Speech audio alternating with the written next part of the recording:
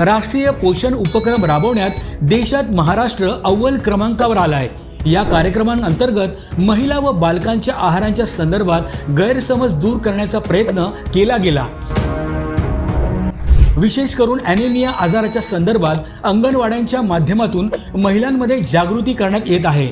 यामध्ये 10,516 अंगणवाडी केंद्रांमधून ही जागृती सुरू आहे।